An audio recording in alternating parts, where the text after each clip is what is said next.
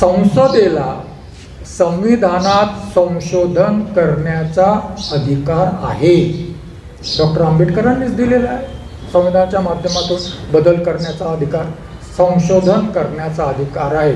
परंतु संसदेला संविधानाचं बेसिक स्ट्रक्चर बदलण्याचा अधिकार नाही. कारण बेसिक स्ट्रक्चर बदलणं याचा अर्थ संविधान नष्ट करणं असा होतो. आणि संविधान निर्मात्यांनी संविधान नष्ट करण्याचा अधिकार पार्लमेंटला दिला असेल हे आम्हाला मान्य करणं शक्य नाही. त्यामुळे पार्लमेंटलाही बेसिक स्ट्रक्चर बदलता येणार नाही. कोण म्हणतं? सर्वोच्च न्यायालय म्हणतं. आणि या बेसिक स्ट्रक्चरमध्ये काय काय आहे? या बेसिक स्ट्रक्चरमध्ये 5-6 गोष्टी आहेत. त्याचा फक्त उल्लेख करतो मी, कारण याविषयी कधीतरी विस्ताराने मांडणी करता येईल. सुप्रीमसी ऑफ द कॉन्स्टिट्यूशन, म्हणजे कोणतीही पार्लमेंट असं म्हणू शकणार नाही की आम्ही संविधानापेक्षा श्रेष्ठ आहोत. ती कोणीच हिरावून घेऊ शकणार नाही. Constitution is supreme. राष्ट्रपती असो, सर्वोच्च न्यायालय असो, पार्लमेंट असो, नाही, they are all the creation of the constitution. हे सर्व संविधानाची निर्मिती आहे.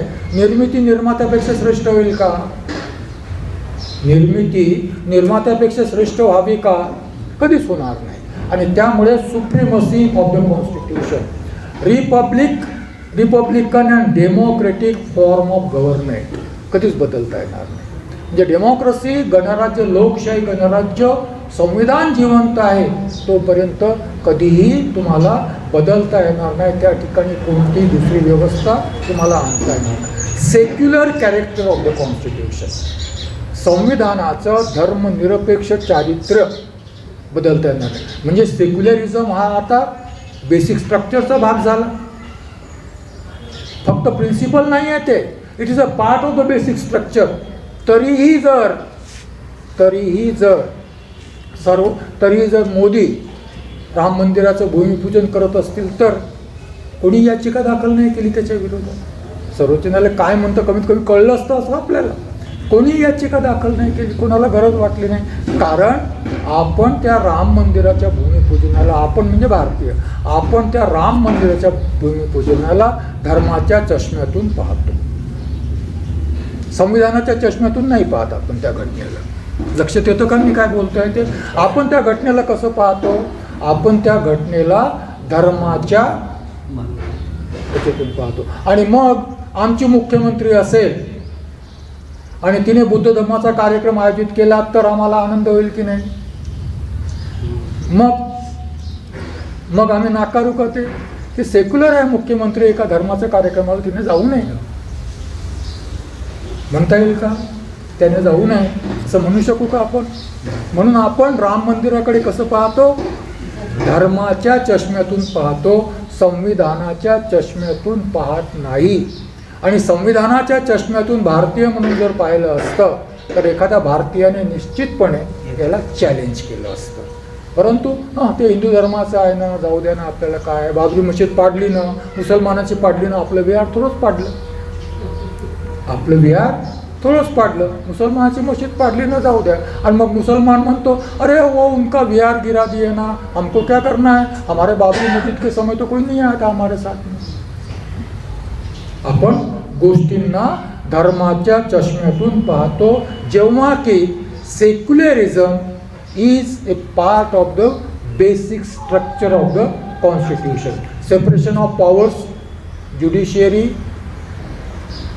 एक्झिक्युटिव्ह आणि लेजिस्लेचर, सेपरेशन ऑफ पॉवर्स आहे, सेपरेशन ऑफ पॉवर्स आहे. आणि मग पार्लमेंट आणि ज्युडिशियरीमध्ये सतत संघर्ष सुरू असतो की तुम्ही आमच्या कारभारात हस्तक्षेप करता असं पार्लमेंट म्हणते, आणि तुम्ही आमच्या कारभारात हस्तक्षेप करता असं न्यायालय म्हणते.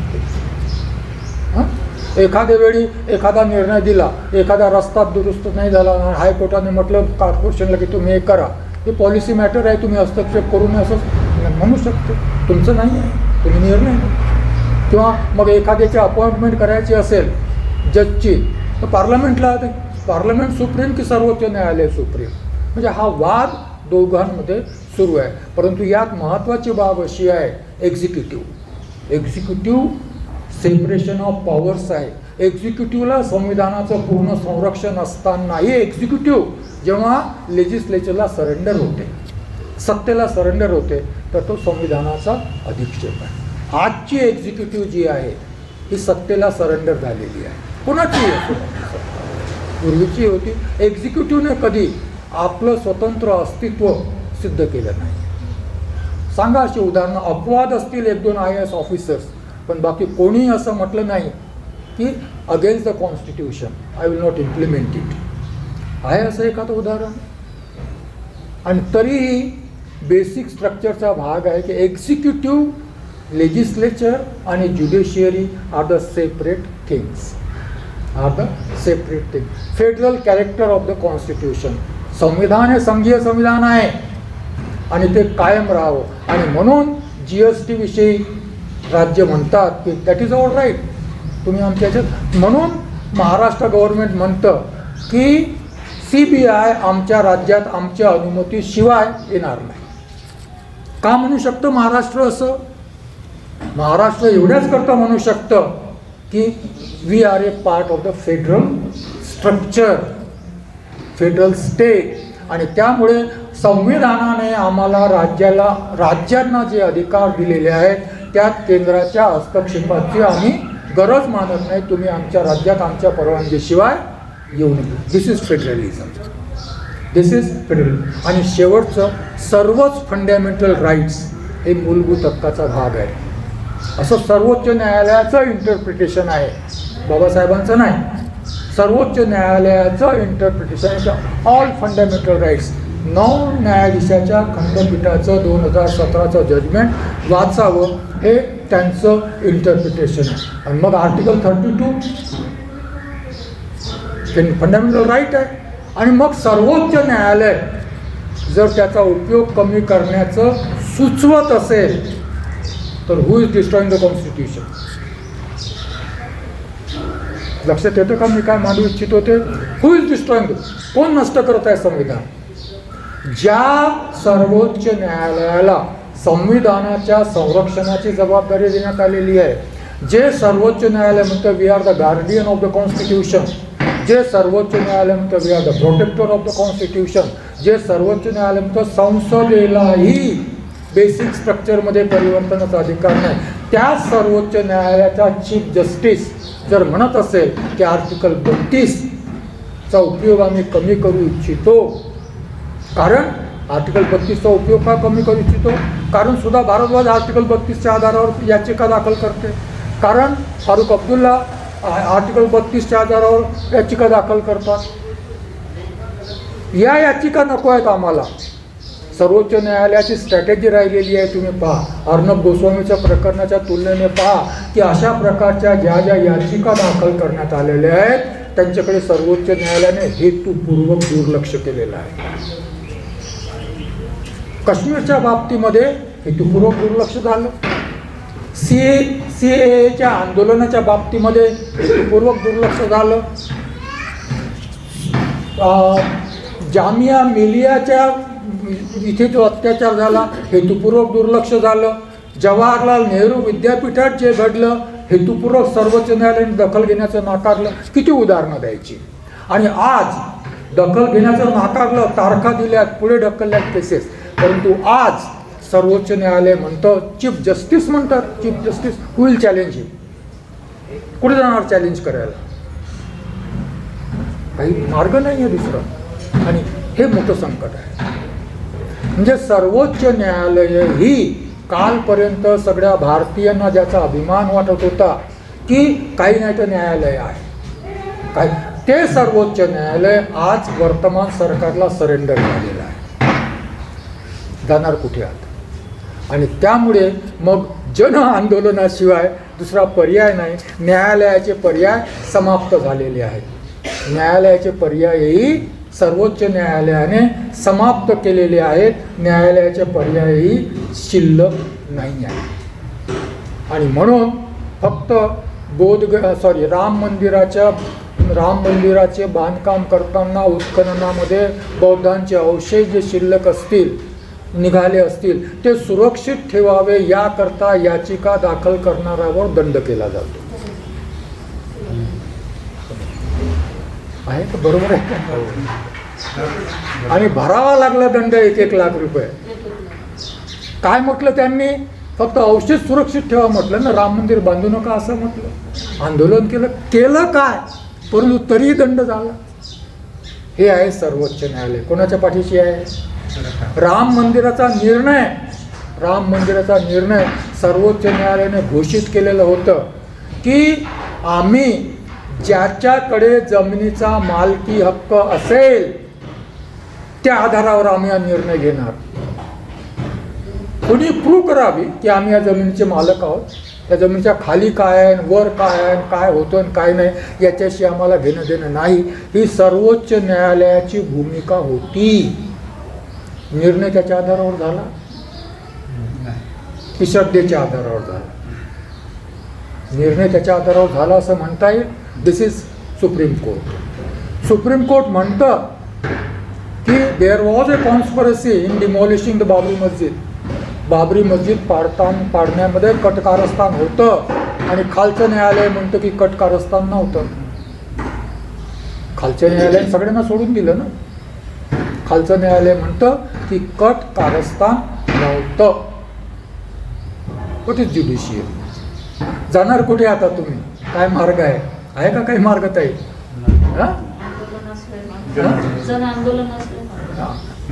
काही मार्ग आहे? तर this is the situation we are facing. जास्त होतं मला जरा सांगा भाव, किती वाजलेत मला काही माहीत नाही. अशा परिस्थितीत संविधानाचं रक्षण करायचं असेल तर संविधान आपल्याला समजून घ्यावं लागेल. भारताचे संविधान काय आहे? काय आहे भारताचं संविधान? What is your understanding of Indian constitution?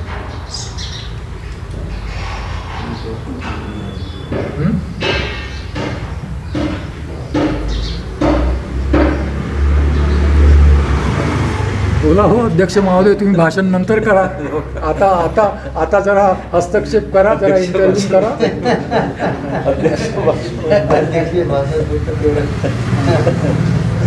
देशाची सुरक्षितता आणि देश चालवण्यासाठी एक लिखित डॉक्युमेंट असलेलं संविधान. मी दुसऱ्या पद्धतीने या सगळ्या बाबीकडे पाहतो. हा जो संघर्ष आहे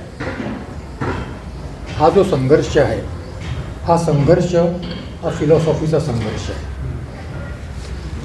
दर्शनाचा संघर्ष आहे, फिलॉसॉफीचा संघर्ष आहे.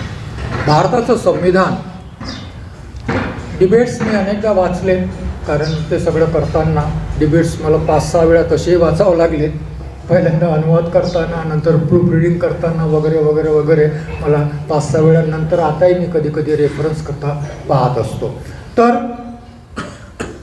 संविधान, मी सुरुवातीला सांगितलं की हे बेसिक लॉ नाही आहे, फक्त बियॉन्ड दॅट आहे. आणि मी आता असं विधान करू इच्छितो या ठिकाणी तुमच्या समक्ष की संविधान ही फिलॉसॉफी आहे. संविधान ही फिलॉसॉफी आहे, केवळ कायदा नाही आहे. संविधान ही फिलॉसॉफी आहे आणि ती डॉक्टर B.R. आंबेडकरांची सोशो इकॉनॉमिक पॉलिटिकल फिलॉसॉफी आहे. दुसऱ्या शब्दात जर मला सांगायचं असेल तर मी त्याला म्हणेन की लिबरल सेक्युलर डेमोक्रेटिक फिलॉसॉफी आहे. लिबरल सेक्युलर डेमोक्रेटिक फिलॉसॉफी आहे. आणि त्यामुळे मी शब्द वापरले political, economic and social philosophy आहे. रिलिजन मी मध्ये आणत नाही. संविधानाचा विचार करताना मी रिलिजनचा विचार करत नाही. त्यामुळे ही फिलॉसॉफी आहे. त्या काळचा जर विचार केला, काही लोकांनी डिबेट्स वाचलेले आहेत तुमच्यापैकी. डिबेट्स वाचलं असताना तुम्हाला असं दिसेल की कट्टर गांधीवादी जे होते संविधान सभेमध्ये, त्यांची सातत्याने एक तक्रार होती की आंबेडकरांना तुम्ही संविधान मसुदा समितीचं अध्यक्ष का बनवलं. सातत्याने तक्रार होती त्यांची, शेवटपर्यंत तक्रार होती. त्यांचं म्हणणं होतं आर्ग्युमेंट की या माणसाने स्वातंत्र्य संग्रामात यांचं योगदान शून्य आहे. स्वातंत्र्य संग्रामात म्हणजे गांधींच्या स्वातंत्र्य संग्रामात योगदान शून्य आहे. या माणसाने सतत गांधींचा विरोध केला आणि मग या माणसाला तुम्ही संविधान मसुदा समितीचे अध्यक्ष बनवल्यावर या संविधानात गांधी कुठेच नाही. हे कोण म्हणतात? गांधीयन्स म्हणतात, मी नाही म्हणत. वाचा तुम्ही डिबेट्स. बरोबर आहे का बनसोड? अनेक आहे, कामत असतील, त्याच्यानंतर बरेच नाव घेता येतील. हे जे सगळे म्हणतात की गांधी कुठेच नाही आहे. बरोबर आहे, हे स्वीकारू की नाही आपण की संविधानात फक्त कलम 40 कधी काळी होतं पंचायत राजचं आणि ते कॉम्प्रोमाइज म्हणून आलेलं होतं डॉक्टर आंबेडकर. आणि मग डॉक्टर आंबेडकरांनी एक विधान केलं होतं की खेळ काय आहे? हे शेणाचा ढिगारा आहे, अज्ञान अंधकाराचं गुहा आहे खेळ. याच्यावर किती वाद झाला, 50 पेजचे डिबेट्स आहेत याच्यावर फक्त या एवढ्या एका विधानावर. खेळ काय? गांधींचं खेळ आदर्श ना, गांधींचं खेळ आदर्श, बाबासाहेबांचं खेळ जात जमात अमक टमक अज्ञान अंधकार अंधश्रद्धा गरिबी बेरोजगारी बेकारी अशिक्षा असं खेळ गांधींचं. शेणाचा ढिगारा आहे, वाद झाला. आणि मग याचा अर्थ सिंपल असा आहे, वादात मी लांब जाणार नाही. याच्यात संविधानामध्ये कुठेही इकडे तिकडे असतील, कधी उदाहरण दिलं जातं गोरक्ष बक्षीचं वगैरे प्रावधान डायरेक्टिव्ह प्रिन्सिपल्समध्ये असेल किंवा पंचायत राजचं प्रावधान डायरेक्टिव्ह प्रिन्सिपल नसेल. This are the compromises we have to make in the democracy. लोकशाही पद्धतीने संविधानिक पद्धतीने जर काही निर्णय घ्यायचे असतील तर काही कॉम्प्रोमाइजेस अवश्य करावे लागतात. ते केले डॉक्टर आंबेडकरांनी. याच्याकरता मला खेद नाही, मला खंत नाही, मला आनंद आहे की केले नसते तर उर्वरित संविधान निर्माण झालं नसतं. म्हणून मला खेद नाही त्याचा की डॉक्टर आंबेडकरांनी कॉम्प्रोमाइजेस का केले. I don't believe in this. कारण म्हणजे हा प्रश्न जेव्हा विचारला जातो तेव्हा तुम्ही डेमोक्रेटिक प्रिन्सिपल्सना फॉलो नाही करत.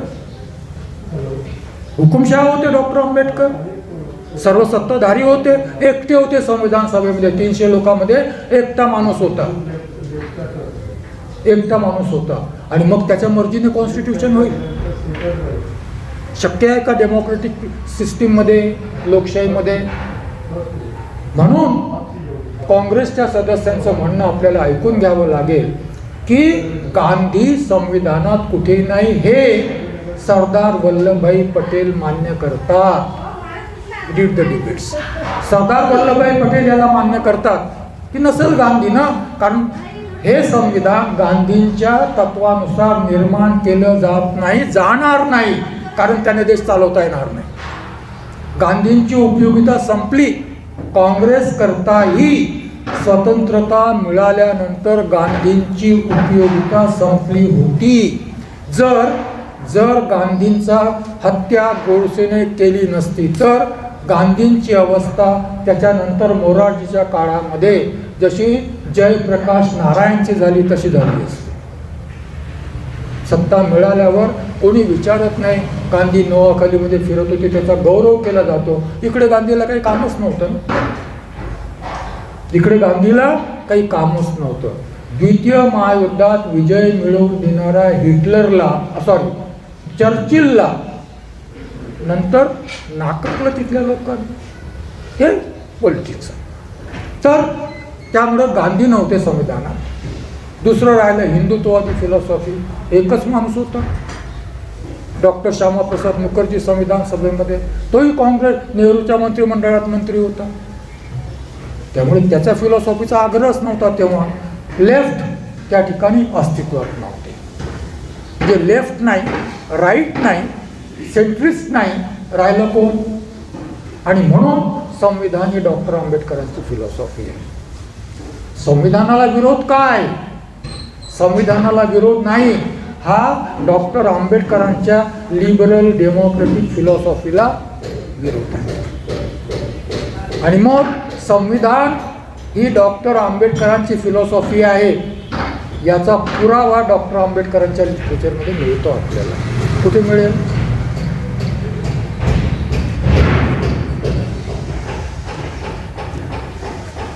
रिपब्लिकन पार्टी ऑफ इंडियाचं डॉक्युमेंट वाचा ना. रिपब्लिकन पार्टी ऑफ इंडियाचं डॉक्युमेंट वाचा. ते म्हणतात रिपब्लिकन पार्टीचं ध्येय आणि धोरण हे संविधानाच्या उद्देशिकेत जे ध्येय धोरण आहे ते राहील. याच्यापेक्षा वेगळा पुरावा पाहिजे आणखी? याच्यापेक्षा वेगळा पुरावा पाहिजे. 1956ला म्हणतात.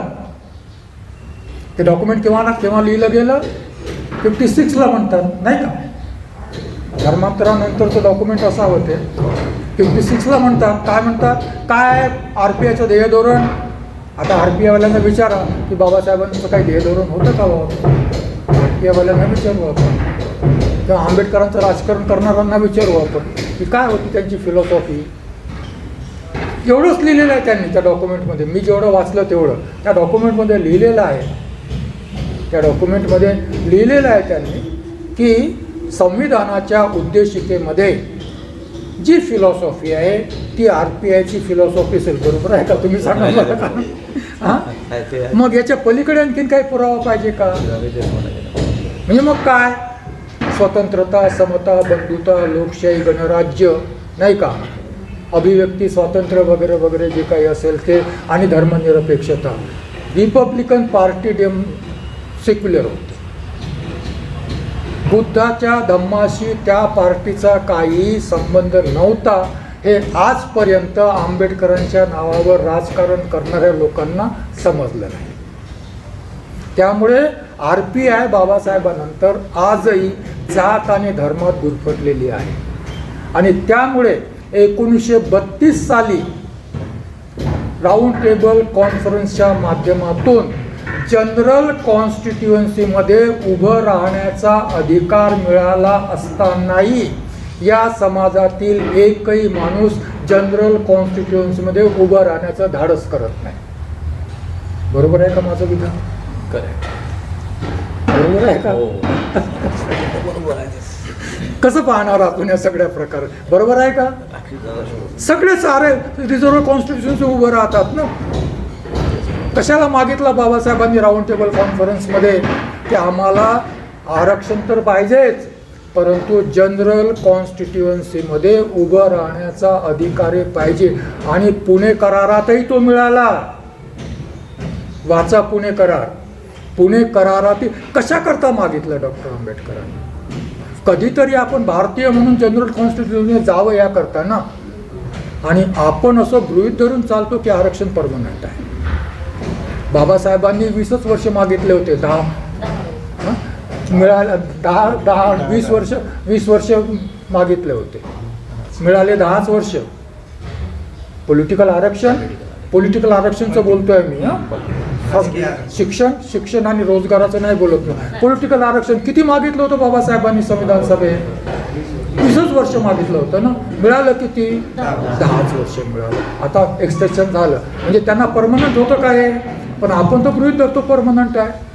आणि आता परमनंटच राहील, कारण तुम्ही जनरल कॉन्स्टिट्युएन्सीमध्ये जाणार नाही बाबासाहेबांची फिलॉसॉफी घेऊन. परमनंट का राहील? तुम्ही जाणार नाही. बाबासाहेबांची फिलॉसॉफी घेऊन जनरल कॉन्स्टिट्युएन्सीमध्ये तुम्ही निवडणूक लढवणार नाही. आणि आरक्षित जागेवर लढलं तर BJPचे लोक निवडून येतील. का आरक्षण नष्ट करावं BJPने? का तुम्हाला पॉलिटिकल? ते तुमचं रोजगाराचं आरक्षण खतम करते, तुमचं शिक्षणातलं आरक्षण खतम करते, परंतु पॉलिटिकल आरक्षणाला धक्का नाही लावणार. लक्षात ठेवा. माझं विधान तुम्ही लिहून घ्या की ते रोजगाराचं खतम करताय.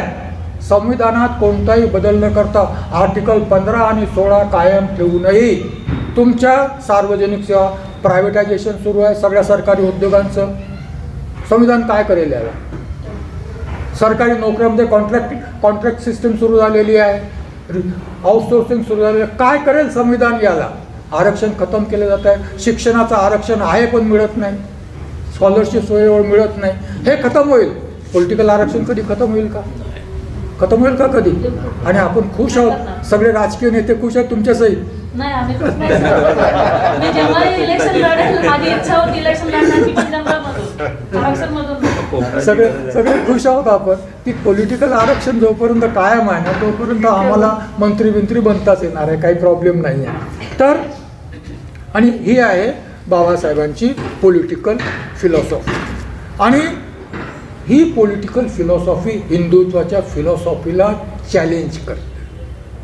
भारतामध्ये आज दुसरी कोणतीही फिलॉसॉफी चॅलेंज करत नाही. सांगा, कम्युनिस्ट समाप्त झाले, काँग्रेस समाप्त झाली. काँग्रेसला समाप्त केलं गेलं ज्या दिवशी 2014च्या निवडणुकीमध्ये घोषणा करण्यात आली काँग्रेस मुक्त भारत. त्या दिवशी आम्ही काँग्रेस विरोधक असल्यामुळे आम्हाला आनंद झाला असेल, परंतु जेव्हा विरोधी पक्ष समाप्त होतो तेव्हा लोकशाही समाप्त होते. कसं वाटतं हे विधान? जेव्हा विरोधी पक्ष समाप्त होतो तेव्हा लोकशाही समाप्त होते. 2014ची घोषणा काय होती? 2014ची घोषणा होती की काँग्रेस मुक्त भारत पाहिजे. आणि आज राजकीय विश्लेषक म्हणतात की BJPलाच काँग्रेस जिवंत ठेवायची आहे, कारण क्रिटिसाइज करण्याला अदर्स पाहिजेत ना कोणीतरी.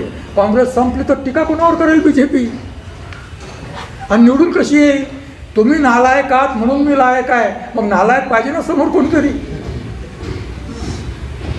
तुम्ही नालायक आहात म्हणून मी लायक आहे ना, मग पाहिजे की नाही? मग मी गेलो तर तो येईल ना. तो चालतो का तुम्हाला? तो चालतो का? चालत नसेल तर मग मला मत द्या. म्हणून मग बिहार जिंकलं, कारण काँग्रेस हारली म्हणून BJP जिंकली ना. दुसरं काय आहे? बरोबर आहे का? हे राजकीय तुकडे. आणि ही फिलॉसॉफी अशा प्रकारची आहे. आणि मग हळूहळू आपण सुरुवात केलेली होती मल्टी पार्टी डेमोक्रेसी.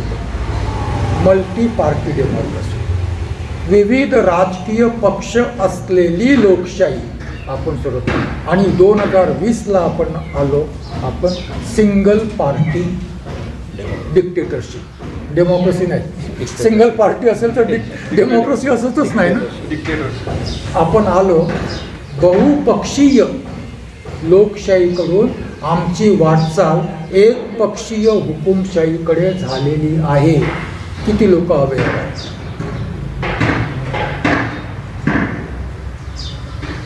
BJPला विरोध करावा की नाही हा एक भाग आहे, परंतु एक पक्षीय हुकुमशाहीला विरोध करावा की नाही हा दुसरा मुद्दा आहे. एक पक्षीय हुकुमशाहीला विरोध करावा की नाही हा दुसरा मुद्दा आहे. दोन मुद्दे वेगळे आहेत. एक पक्षीय हुकुमशाही काँग्रेसची असली तरी मला चालली नसती. एक पक्षीय हुकुमशाही मला कोणाचीच चालणार नाही आहे, ती BJP असली तरी. BJPची अधिक डेंजरस आहे, त्यामुळे मी सांगतो नंतर. परंतु आम्ही वाटचाल कुठपर्यंत आलेली आहे? एक पक्षीय हुकुमशाहीपर्यंत आम्ही आलेलो. तुम्ही घड्याळ पाहायला लागलेले आहात, तुम्ही थांबावं का असं मला वाटते. बरं, तर ही आपण एक पक्षीय हुकुमशाही. जगामध्ये सध्या एक पक्षीय हुकुमशाहीचं बरंचसं काही बोललं जात आहे. चीन एक पक्षीय हुकुमशाही आहे, रशिया एक पक्षीय हुकुमशाही आहे, तुर्कस्तान एक पक्षीय हुकुमशाही आहे, बाजूला श्रीलंका एक पक्षीय हुकुमशाही स्थापन झालेली आहे. या एक परंतु यामध्ये आणि भारतामध्ये जी एक पक्षीय लोकशाही स्थापन होणार, हुकुमशाही स्थापन होणार, त्यामध्ये अंतर आहे. या सगळ्या लोकशाहीचं जे मी नाव सांगितलं, या सगळ्या पॉलिटिकल पार्टीजची हुकुमशाही आहे, पॉलिटिकल फिलॉसॉफीच्या आधारावर आहे. भारताची हुकुमशाही येणार आहे एक पक्षीय, ही धर्माच्या आधारावर येणार आहे. म्हणजे हिंदू राष्ट्र घोषित न करताही या देशात हिंदू राष्ट्र अस्तित्वात येणार आहे. मी सांगितलं की संविधान बदलण्याची गरज नाही, संविधान बदलण्याची गरज नाही. आणि त्यामुळे मग एक पक्षीय हुकुमशाही जेव्हा स्थापन होईल आणि मग ही एक पक्षीय हुकुमशाहीची संकल्पना डेमोक्रेसीमध्ये अस्तित्वात येऊ शकते. हे 1940ला सावरकरांनी सांगितलेलं होतं. 1940ला सावरकरांनी जेफ्रोलेटच्या पुस्तकामध्ये ते संदर्भ दिलेले आहेत. सावरकरांनी सांगितलं होतं. काय म्हणतात ते? आम्हाला लोकशाही मान्य आहे, political democracy, not social democracy, don't confuse it. आम्हाला पॉलिटिकल डेमोक्रेसी मान्य आहे, कारण ती एक व्यक्ती एक मत एक मूल्य या तत्वावर आधारित आहे. We believe in it. कारण असं जर असेल तर 1940ला म्हणतात की आम्ही हिंदू मताचं ध्रुवीकरण करून सत्तेत येऊ शकतो आणि कायम राहू शकतो. That is followed by RSS. That is followed by. 2003मध्ये गुजरातमध्ये ध्रुवीकरण झालं. गोधराकांडाच्या पार्श्वभूमीवर आजही BJP सत्तेत आहे गुजरातमध्ये ध्रुवीकरणाच्या आधारावर. 2014मध्ये देशाच्या पातळीवर ध्रुवीकरण झालं. 2019मध्ये अधिक मेजॉरिटीने निवडून आले. हा ध्रुवीकरणाचा परिणाम आहे. याला डॉक्टर आंबेडकर मेजॉरिटेरियन गव्हर्नमेंट म्हणतात. बहुसंख्याकांचे सरकार, डेमोक्रेटिक गव्हर्नमेंट नाही म्हणत, डेमोक्रेटिकली इलेक्टेड गव्हर्नमेंट नाही म्हणत, याला मेजॉरिटेरियन सरकार म्हणतात. आणि असं मेजॉरिटेरियन सरकार असल्यामुळे मोदी हुकुमशाहसारखे वागू शकतात. आज मोदी पक्षापेक्षा मोठे आहेत, आज मोदी RSSपेक्षा मोठे आहेत, भाजपपेक्षा मोठे आहेत, आज मोदी देशापेक्षा मोठे आहेत. मंत्रिमंडळात सगळे होयबा आहेत. म्हणजे एस शिवशंकर सारखा माणूस, सॉरी काय त्याचं परराष्ट्र मंत्री आपले जयशंकर, एस जयशंकर सारखा माणूस या सेवेत इतके वर्ष घालवलेला आज त्या करारातून, आता जो करार झालेला आहे व्यापारी करार, त्या करारातून भारत नाही आहे त्याचं समर्थन करतो. म्हणजे हे जे काही सुरू आहे ही हुकुमशाहीकडे वाटचाल आहे.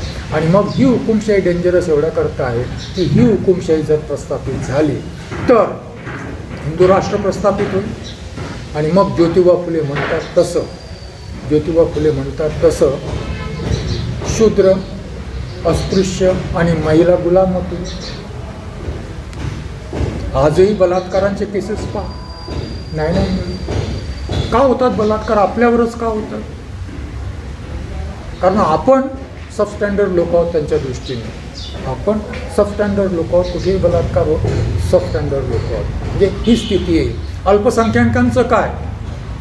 आता अल्पसंख्याक म्हणजे काय याची व्याख्या सावरकरांनी कधी काळी करून ठेवलेली आहे. सावरकर म्हणतात की हिंदू राष्ट्रामध्ये ज्यांची पितृभू आणि पुण्यभू हिंदुस्थान असेल, भारत नाही हिंदुस्थान असेल, ते सगळे हिंदू. पितृभू आणि पुण्यभू दोन शब्द त्यांनी वापरले. पितृभू म्हणजे ज्यांचे वाडवडील या देशात जन्माला आले आहेत ते, आणि पुण्यभू म्हणजे ज्यांची श्रद्धास्थानं या देशात आहेत ते. आणि म्हणून बुद्ध, जैन आणि शीख हिंदू आहेत. सावरकरांच्या व्याख्येप्रमाणे आपण कोण आहोत? हिंदू आहोत. कारण आपले वाडवडील इथेच जन्माला आले आणि आपलं श्रद्धास्थान इथेच आहे. ते त्यांच्या ताब्यात असलो तरी आपलं श्रद्धास्थानही इथेच आहे. म्हणून आपण सावरकरांनी सांगून ठेवल्याप्रमाणे आपण कोण आहोत? हिंदू आहोत. आणि ज्यांची पुण्यभू बाहेर आहे ते शत्रू आहे. म्हणजे कोण?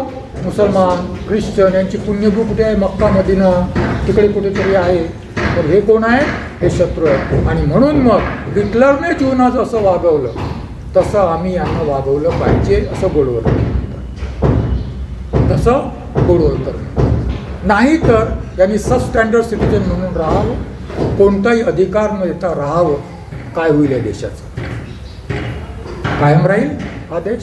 ज्या दिवशी संविधान नष्ट झालं त्या दिवशी हा देश कायम राहणार नाही. पर्याय फक्त डॉक्टर आंबेडकरांची फिलॉसॉफी संविधान आणि डेमोक्रेसीच्या प्रबोधनाचा पर्याय आहे. रिसेंट उदाहरण दिलं जातं आणि यामध्ये इंटलेक्च्युअलची भूमिका प्रभावी असते. पॉलिटिशियन्सकडून काहीही होत नाही. पॉलिटिशियन्सकडून कोणतीही होत नाही. यामध्ये आता अमेरिकेच्या ट्रम्पच्या इलेक्शनचं उदाहरण दिलं जातं. ट्रम्पच्या विरोधामध्ये सगळं वातावरण निर्माण करण्यात intellectuals, media, film stars, sports person सहित सगळे सहभागी होते. 2 वर्षापूर्वी वर्ल्ड विमेन्स फुटबॉल कपमध्ये अमेरिकेची टीम विश्वविजेता ठरली. तिच्या कॅप्टनने म्हटलं, मला ट्रम्पचा सत्कार नको, कारण ट्रम्पच्या विचाराशी मी सहमत नाही आहे. ब्लॅक लाईव्ज मॅटर भारतात कधी झाले का? दलित लाईव्ज मॅटर होईल का? मग नाही होणार आहे तर मग येईलच ना हिंदू राज्य. जर दलित लाईव्ह मॅटर हा सेन्स 70 वर्षात आला नाही या समाजाला, आला का सेन्स? म्हणजे मग आजही बहुसंख्याक कोणत्या मानसिकतेचे आहे? आजही बहुसंख्याक का आहेत? 2 वे प्रोसेस आहे. का आहेत? कारण आपण संविधानाने बाबासाहेब कदाचित त्यांच्यापर्यंत नेलं नसेल. काय ऑटोमॅटिक बदल होतात का? हजारो वर्षाच्या मानसिकता अशाच बदलतात का? अशाच नाही बदलल्या की नाही? ज्योतिबा फुलेंनी प्रयास केले, बदलले की नाही? बाबासाहेबांनी असं म्हटलं का की बदलणारच नाही, कशाला संविधान लिहित बसून, कशाला एवढी मेहनत करत बसू? केलं की नाही? तशी स्थिती आहे का? बाबासाहेबांनी जेव्हा राजकारणात प्रवेश केला तेव्हा जी स्थिती होती ती स्थिती आज आहे का? ती स्थिती आज नाही. आज आपल्याकडे इंटेलेक्च्युअल कॅपिटल आहे. मी कपॅसिटी नाही म्हणणार. आज आपल्याकडे इंटेलेक्च्युअल कॅपिटल आहे. आज आपल्याकडे फायनान्शियल कॅपिटल आहे. आज आपल्याकडे इंटेलेक्च्युअल क्लास हा कोणाशीही कॉम्पीट करणारा क्लास आहे. परंतु हा परंतु मोठा आहे. कारण जर तुम्ही ॲनिलिशन ऑफ कास्ट जर वाचलं तर त्यामध्ये छोटंसं आहे कुठेतरी लिहिलेलं डॉक्टर आंबेडकरांनी की इंटेलेक्च्युअल बुद्धिवंत हे समाजाला मार्गदर्शन करू शकतात जर ते अंडरलाईन जर ते स्वतंत्र, प्रामाणिक आणि निस्वार्थ असतील तर. आता हा जर तरच मोठा असतो ना. पहिलं वाक्य बरोबर आहे की इंटेलेक्च्युअल तेवढंच आपल्याला बरं वाटते. पुढचं वाक्य बोलायचं नाही. आपण पुढचं वाक्य बोलायचं नाही. कुरान में लिखा है दारू पीना, मना नाही वाचायचं. आपण मना है नाही वाचायचं. जर ते स्वतंत्र, प्रामाणिक आणि इंटेलेक्च्युअल. आजची परिस्थिती आज उद्याच बदलेल याची गॅरंटी नाही. कारण सर्वोच्च न्यायालयही आज शासनाच्या अधीन झालेलं आहे. तुम्हाला मी उदाहरणं दिलेली आहेत. अशा परिस्थितीमध्ये ज्यांना असं वाटतं संविधान वाचलं पाहिजे, ज्यांना असं वाटतं लोकशाही वाचली पाहिजे, ज्यांना असं वाटतं बाबासाहेबांची सोशो इकॉनॉमिक पॉलिटिकल फिलॉसॉफी वाचली पाहिजे, त्यांनी आपल्या कोशातून बाहेर पडून इतरांपर्यंत पोहोचण्याचा प्रयास केला पाहिजे. आपली संख्या संविधान जाणणारांची फिलॉसॉफी जाणणारांची संख्या. कारण माझा विश्वास आहे की हीच फिलॉसॉफी माणसाला माणूस म्हणून जगण्यास उपयोगी पडणार आहे. दुसरी भारतामध्ये अन्य कोणतीही फिलॉसॉफी नाही. म्हणून शत्रुपक्ष ही फिलॉसॉफी नष्ट करण्याचा प्रयत्न करतो आहे. शत्रुपक्ष आणि आम्हाला ही फिलॉसॉफी लोकांपर्यंत पोहोचवण्याची गरज आहे. तर अशा पद्धतीने मी या सगळ्या घटनाक्रमाकडे पाहतो आणि म्हणून मी विषयाची मांडणी केलेली होती की खंडित होणारं संविधान आणि विघटित होणारी लोकशाही. 2 शब्द फक्त बोलतो मी बनसोडांचा विशेष आभारी आहे. एवढ्याच करता आभारी आहे, मला बोलवलं म्हणून आभारी आहेच, प्रश्नच नाही आहे. परंतु बनसोडांनी संविधान सभा डिबेट्सच्या रिप्रिंट करता मला जी मदत केली आणि त्यांच्यासारख्या काही लोकांनी मला जी मदत केली त्यामुळे मी संविधान सभा डिबेट्स रिप्रिंट करू शकलो. अर्थात मी त्यांचे पैसे केव्हा परत करेन मला माहीत नाही, परंतु परत करेन नक्कीच. मरायच्या आधी निश्चितच परत करेन.